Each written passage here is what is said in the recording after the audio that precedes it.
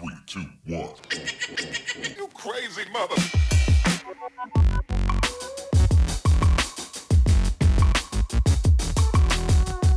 What's going on, guys? So as you can see, we're on the V-Star 950 again. Today's just gonna be a quick little ride.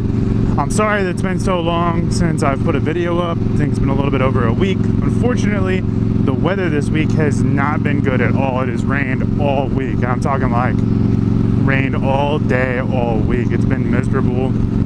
Definitely wasn't good riding weather. Right now, I'm just on my way to drop off a little toy my son left at the house, and then I'm gonna run and grab some avocados for dinner. Before we get into this video, I'm going to announce the winners of the 100 subscriber giveaway. I'm sorry about this being late, guys. I plan on doing it with the next video, but I didn't plan on the video taking this long to put out. So without further ado, I'm gonna place that little clip right here.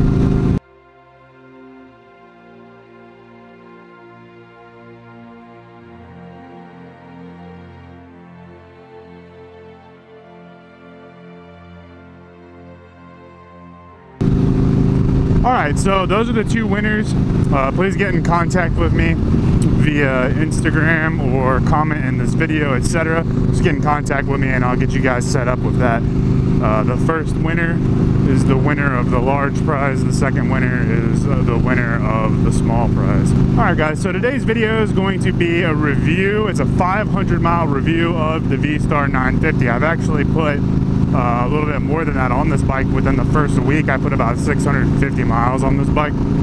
I'd have probably 1,500 on it if the weather would have been better this week. Like I said, I have not ridden at all this last week. It's the first time that I've ridden this week, and it's the last day of the week. So this is going to be the 500-mile review about this bike. Now keep in mind that when I do a 500-mile review on this bike has a lot of stuff that I don't think I know that a lot of the stock bikes don't have.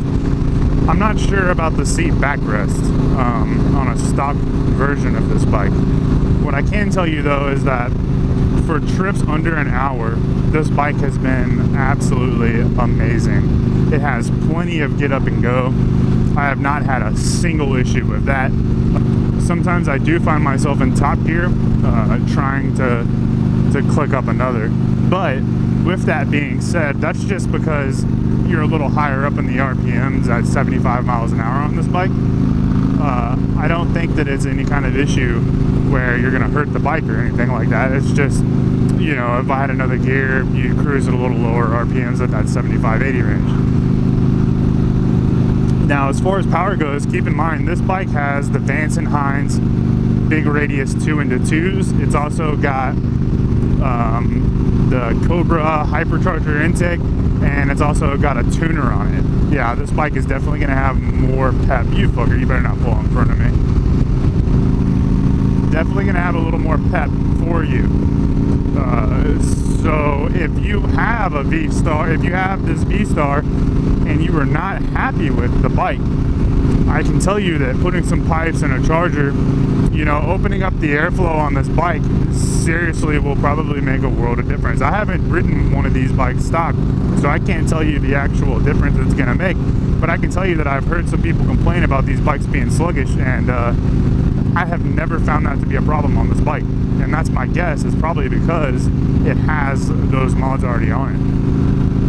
Now, as far as gas mileage, if you're looking for a bike to ride that has excellent gas mileage, I'd look somewhere else. Now, once again, that could be due to the fact that this bike is not factory. And I haven't done an exact mile per gallon on this bike, but I can tell you right now that a 35-40 is about all this bike is getting. A little bit better than my car. So, and a lot of that has to do with throttle therapy too. You know, I I like getting where I'm going.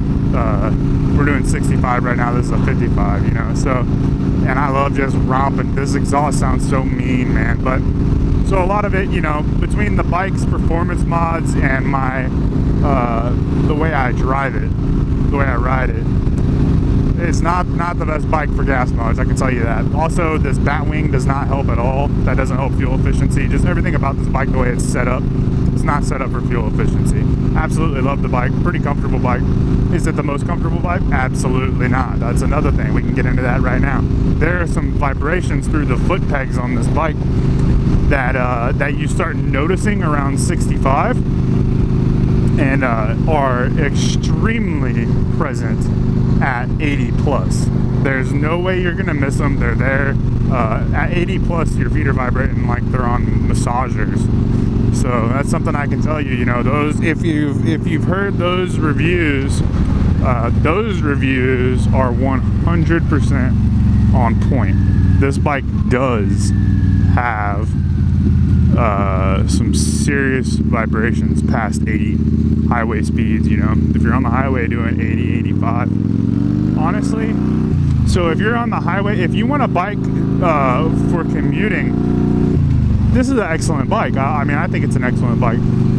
But let me tell you this, if you want a bike to consistently travel over 80, 85 miles an hour, I wouldn't get this bike. And keep in mind, that's once again, this bike with the mods already done to it. And I personally, I would not pick this bike as a bike that I'm trying to do 80, 85 on the highway for extended periods of time or frequently. Up to 70, 75, excellent bike. Excellent. You know, and I love it. I really do. I'm extremely happy with this purchase. Now, with all that being said, I'm going to get into comfort right now. This backrest is super nice. I wasn't sure if I was going to like it, but it's pretty nice. I don't know. I might have to take it off and try it without it too, but I really enjoyed this backrest. One thing though is I'm a tall guy. I'm actually at 6'5". With shoes on, I'm probably damn near 6'6". But yeah, I'm 6, you know, 4.5, 6'5", barefoot. And my knees start to hurt after about 45 minutes to an hour of riding on this bike. I have very little cartilage in either one of my knees, guys, and sitting in this position hurts very bad after about 45 minutes. You can see it's almost a 90 sitting here like this. So one thing that this bike will need for me as a taller rider is some highway pegs that I'm going to attach to the crash bars out here, and that's going to be like primo. That's going to fix that issue. But as it sits right now, after about 45 minutes to an hour, my knees are done. Like, I'm hurting. I'm ready to just get home. It happens right around an hour. Right around an hour, it's just like I'm done, man. I also have a really bad back, so right around an hour, it's just like, okay, it's about time to hop off.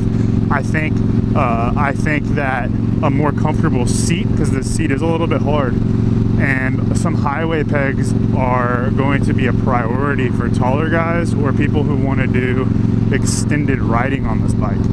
And that's just you know, personal preference type stuff.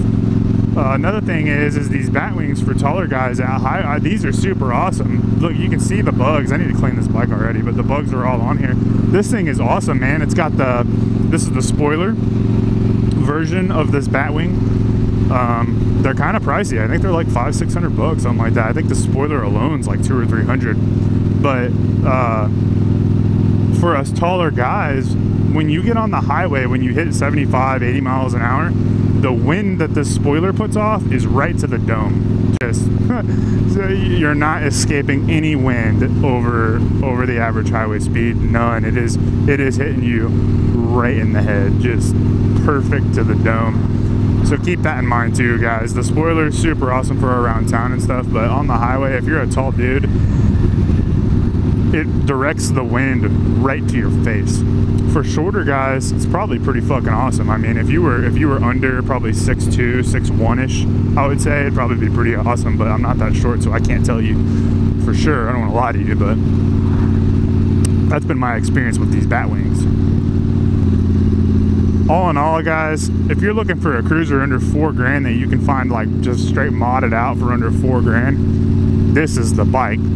I mean, I got this bike for $3,900. It already has $800 pipes on it. It's already got like a $500 tuner or something like that. It's got the air intake already done to it. It's got the bat wing, which altogether comes out to like $1,000 for the bat wing and the spoiler shield.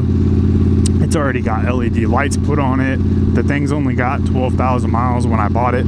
It's got, you know, heel toe shifters. They come with heel toe shifters. It had the backrest for the driver and the passenger. It's already got saddlebags on it. $3,900. I mean, what more could you ask for of a package for $3,900? I hope you guys enjoyed this video. If you did, please leave it a like, comment down below. If you're new and you haven't yet, please subscribe. And until next time, try not to work too hard.